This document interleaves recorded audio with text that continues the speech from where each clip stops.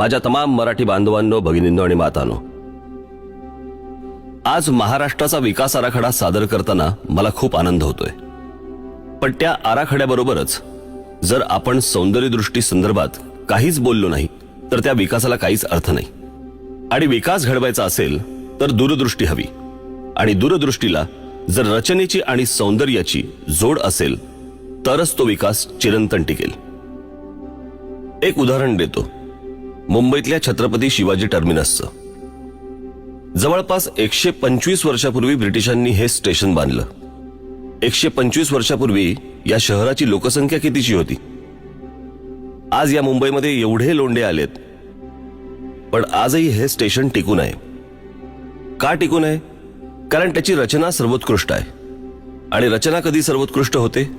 जेव्हा त्यात सौंदर्यदृष्टी असते. छत्रपती शिवाजी टर्मिनस नंतर आपण अनेक स्टेशन्स उभारली, पण त्यात ना दूरदृष्टी आहे ना रचना, नुसती भकास आणि उजाड. स्वातंत्र्यपूर्व काळात बांधलेले हे ब्रिज पहा.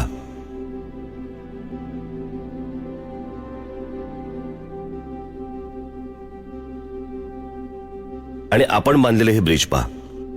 मूलभूत गरजा सोडवण्याबरोबरच पायाभूत सुविधांमध्ये सौंदर्यदृष्टी नसेल तर काय उपयोग? म्हणून आमचा हा छोटासा प्रयत्न, जो राज्य सरकारसाठी, महानगरपालिकांसाठी, जिल्हा परिषदांसाठी, ग्रामपंचायतींसाठी आणि आपल्या सर्वांसाठी महत्वाचं ठरेल. एक पटकन डोळ्यासमोर परदेशातलं उदाहरण येते. याचा अर्थ असा नाही की परदेशातलंच काय ते चांगलं आणि आपल्याकडचंच काय ते वाईट.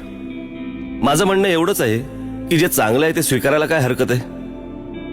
एक उत्कृष्ट केस स्टडी आहे न्यूयॉर्क मधल्या सेंट्रल पार्कची. न्यूयॉर्कच्या मॅनहॅटनला शहराच्या अगदी मध्यात ते पार्क आहे. ते सुरू झालं 1857 साली, जेव्हा आपण स्वातंत्र्याची पहिली लढाई लढत होतो. हे पार्क 778 एकरात पसरलंय.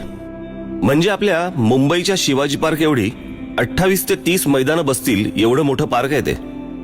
नागरिकांनीच पुढाकार घेऊन ते सुरू केलं, राखलं, आणि आजही न्यूयॉर्कच्या गजबजाटात ते पार्क स्वतःचं सौंदर्य टिकवून आहे. कोणा एकाची मालकी नाही की अतिक्रमण नाही. इथे दाट झाडी आहे, प्राणी संग्रहालय आहे, तळं आहे, पक्षी निरीक्षण केंद्र आहे.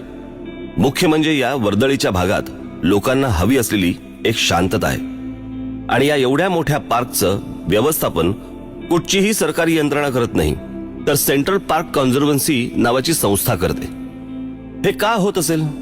कारण ते पार्क लोकांनी उभारले, ते इतकं सुंदर राखलंय की ते लोकांना आजही हवंसं वाटतंय. त्या तुलनेत आपल्याकडे काय आहे?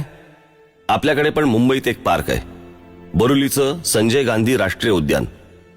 वन विभागाच्या जमिनीवर हे पसरलंय. बरं, हे जंगल किती अवाढव्य आहे माहितीये?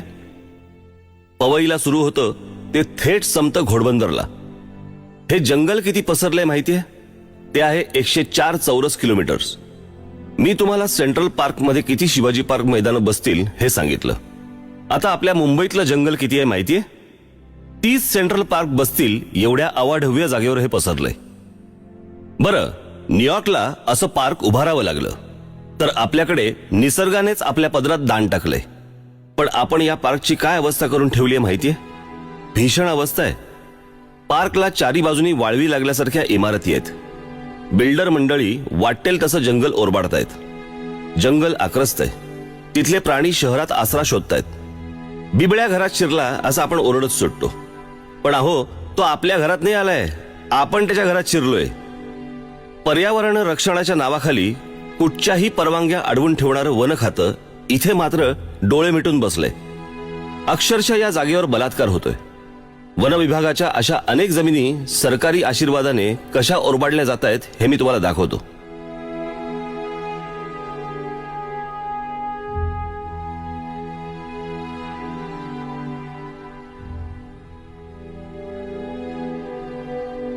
पाहिलं?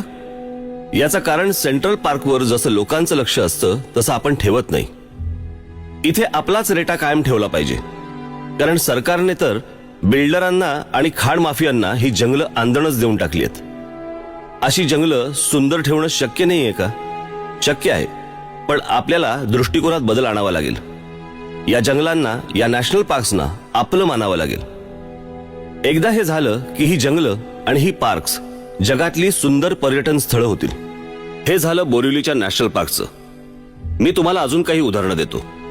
या आपल्या राज्यातल्या वनजमिनींची बिल्डरांना आणि खाण माफियांना हाताशी धरून सरकारने कशी वाताहत केलीये ते दाखवतो.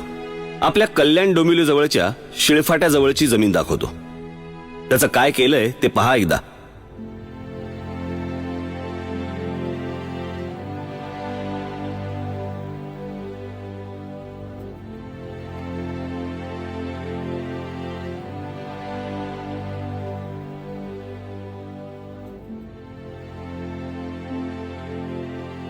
आता हे नवी मुंबईतले वन विभागाचे डोंगर.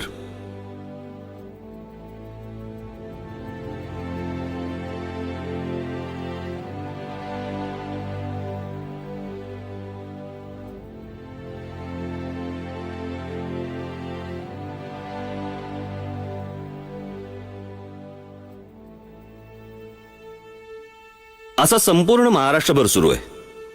हा विध्वंस तुम्ही पाहिलात. आता हे पहा, हे कचऱ्याचे ढीग, खड्डे पडलेले रस्ते, बुजलेले नाले, अनधिकृत झोपडपट्ट्या, खोटे परवाने देऊन रिक्षा किंवा टॅक्सी शहरभर फिरतायत, अनधिकृत रेशन कार्ड दिली जात आहेत. आज महाराष्ट्रातल्या शहरांची ही परिस्थिती तर ग्रामीण भागाची काय असेल? ग्रामीण भागातील विद्यार्थ्यांचे हाल बघा काय होतात ते. एखादं अधिकृत काम करायला गेलं तर 100 अडचणी येतात, पण अनधिकृत काम करायला काहीच अडचण येत नाही. पण या सगळ्याला जबाबदार कोण? फक्त लोकप्रतिनिधी आणि प्रशासन? नाही. दुर्दैवाने आपण सगळेच जण या दशावताराचे साथीदार आहोत. आपण जर सुजाण नागरिक असल्याचं कर्तव्य पार पाडलं तर भ्रष्ट आणि कामचुकार अधिकाऱ्यांची काय बिशाद. त्यांनी आपल्याला गृहीत धरलंय. हा त्यांच्या इतकाच आपलाही दोष आहे. पण याचा विचार कोणी करणार नाही, कारण या सगळ्याकरता दूरदृष्टी असावी लागते. पण दुर्दैवाने ती दृष्टीचाच दिसत नाही. बरं, ती आपल्याकडे कधीच नव्हती असं नाही. आपल्याला आपल्या विचारात बदल आणावा लागेल.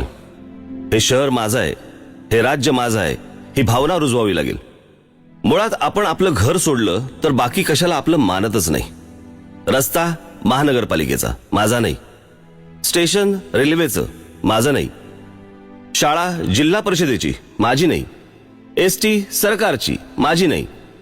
आपण आपलं घर जसं ठेवतो तसा आपला घराबाहेरचा परिसर ठेवतो का? परिसर स्वच्छ ठेवायला पैसे नाही लागत, तर इच्छाशक्ती लागते. सगळंच सरकारने करावं, सगळंच महानगरपालिकेने करावं, तर मग आपण काय करायचं? आता पहा, झोपडपट्ट्या फक्त आपल्याकडेच आहेत का? जगातल्या अनेक देशांमध्ये आहेत. आता हेच उदाहरण घ्या ना, ब्राझीलमधलं, रिओचं. तिथेही झोपडपट्ट्या आहेत, पण ते लोक त्या झोपडपट्ट्या स्वच्छ ठेवतात, परिसर स्वच्छ ठेवतात. आत्ताच तिथे फुटबॉल वर्ल्ड कप झाला. आपल्याकडे मुंबईत होईल? शक्यच नाही, कारण रचनाच नाही, स्वच्छता नाही, सौंदर्यदृष्टी नाही. आणि सौंदर्यदृष्टी, रचना, स्वच्छता याचा गरिबी आणि श्रीमंतीशी काय संबंध? आपण आपल्या घराची जशी काळजी घेतो तशी आपल्या गावाची, आपल्या शहराची, महाराष्ट्राची काळजी घेतो का? माझं असं अजिबात म्हणणं नाही की कोणी काळजी घेतच नसेल, पण त्याचं प्रमाण किती आहे? आज संपूर्ण समाजात ही भावना आपल्याला जागृत करायला पाहिजे. आपण स्वतःच्या घराची किती काळजी घेतो? त्याच्या रंगापासून ते फर्निचरपर्यंत सगळ्या गोष्टींची काळजीपूर्वक निवड करतो. घर सुंदर राहावं, स्वच्छ राहावं म्हणून धडपड करतो. तसंच मग शहराकरता का नाही करत? घरातल्या भिंतीवर थुंकतो का आपण? मग शहरातल्या भिंतींवर का थुंकतो? कारण ही शहरं, ही गावं, हा महाराष्ट्र हे माझं घर आहे असं आपण मानतच नाही. मलेशिया, सिंगापूर, थायलंड आपल्या मागून आले आणि किती पुढे निघून गेले. आमच्या मागून आलेल्या देशांचं चलन अधिक बळकट आणि आमच्या रुपयाचं सतत अवमूल्यन. तिथल्या लोकांनी त्या देशाला, शहराला आपलं मानलं. जगात प्रत्येक प्रगत देशातला माणूस आपल्या परिसराची, शहराची, देशाची, आपल्या घरासारखी काळजी घेतो. त्यांच्या परंपरा, स्मारकं अभिमानाने जगासमोर ठेवतो.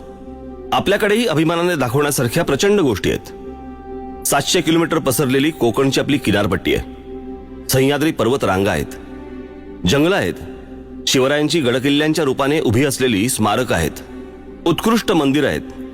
आपल्या बुलढाण्यात लोणारचं जे विवर आहे ना, ते जगात 3ऱ्या क्रमांकाचं विवर आहे आणि आपल्या देशातलं एकमेव, उल्कापातामुळे तयार झालेलं.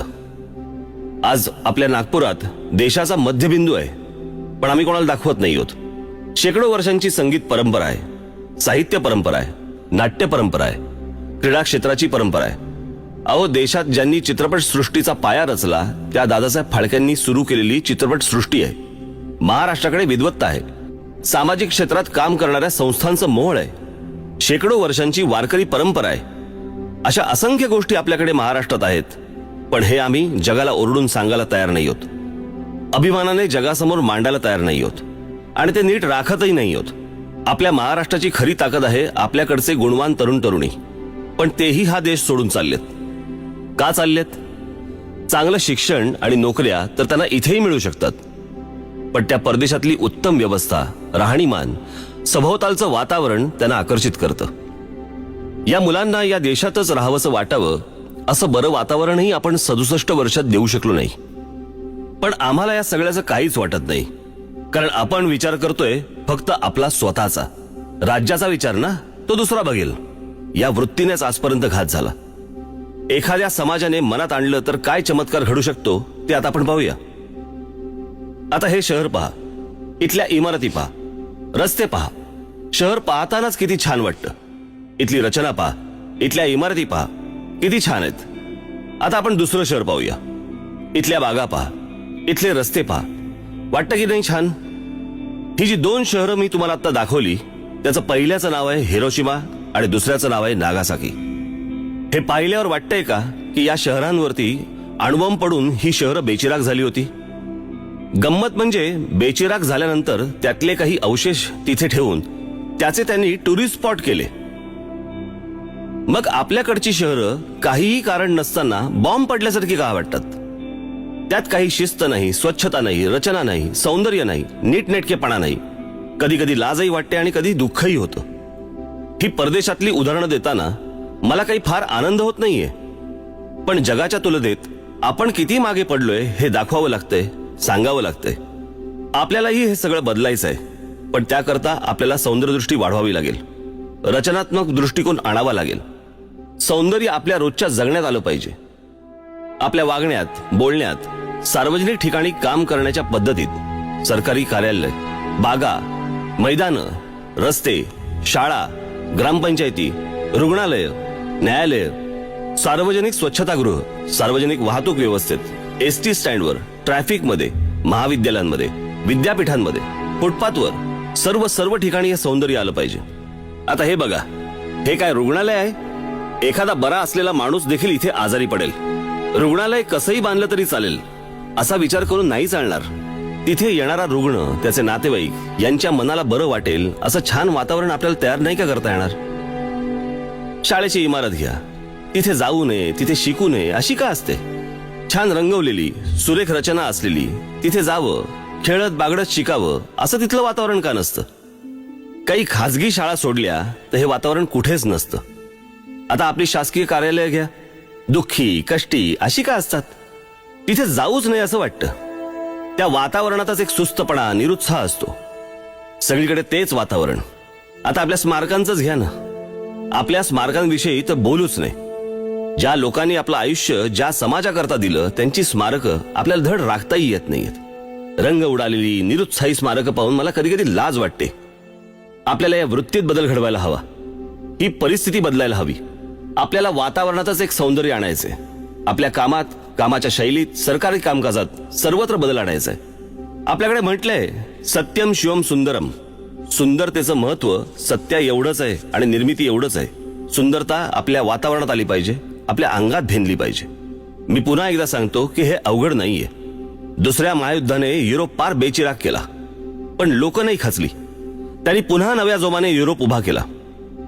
आज England, France, Poland, Germany, Austria, Japan, Russia हे देश पाहून विश्वास बसत नाही की इथे दुसरं महायुद्ध झालं होतं. मी एकदा परदेशात गेलो असतानाची एक आठवण सांगतो.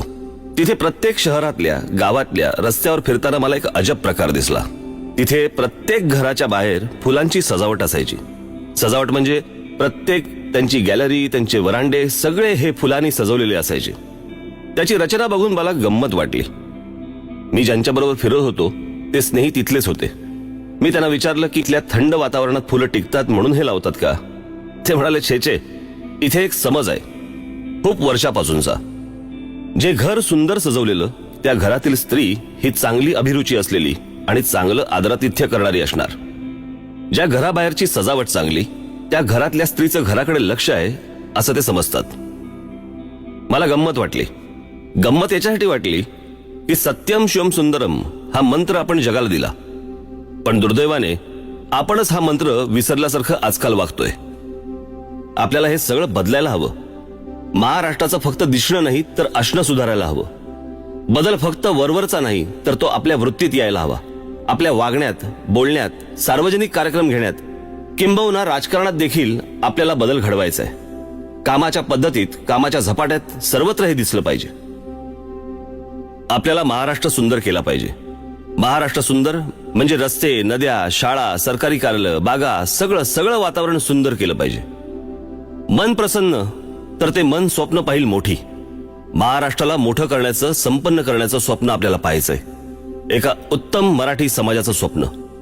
हे सारं सुरू होईल सुंदर राहण्यापासून, सुंदर रचनेपासून.